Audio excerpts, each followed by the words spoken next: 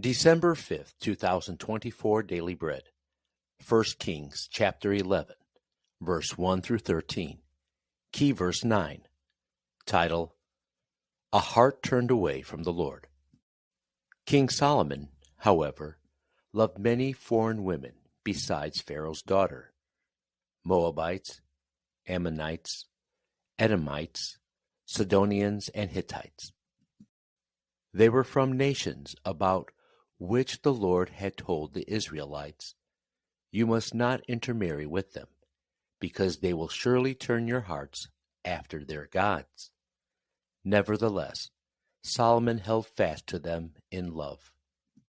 He had 700 wives of royal birth, and 300 concubines, and his wives led him away. As Solomon grew old, his wives turned his heart after their gods, and his heart was not fully devoted to the Lord, his God, as the heart of David his father had been. He followed Ashtoreth, the goddess of the Sidonians, and Molech, the detestable god of the Ammonites. So Solomon did evil in the eyes of the Lord. He did not follow the Lord completely, as David his father had done. On a hill east of Jerusalem, Solomon built a high place for Chemosh, the detestable god of Moab, and for Molech, the detestable god of the Ammonites. He did the same thing for all his foreign wives, who burned incense and offered sacrifices to their gods.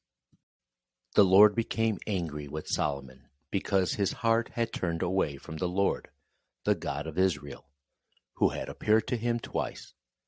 Although he had forbidden Solomon to follow other gods, Solomon did not keep the Lord's command.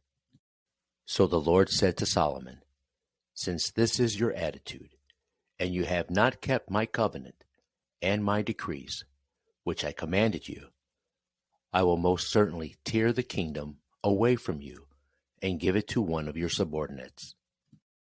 Nevertheless, for the sake of David, your father, I will not do it during your lifetime. I will tear it out of the hand of your son.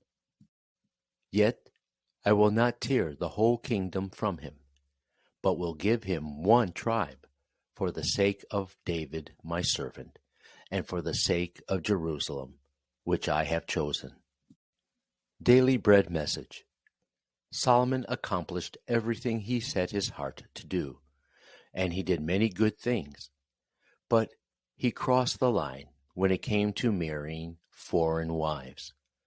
Solomon married 700 wives of royal birth, in addition to having 300 concubines.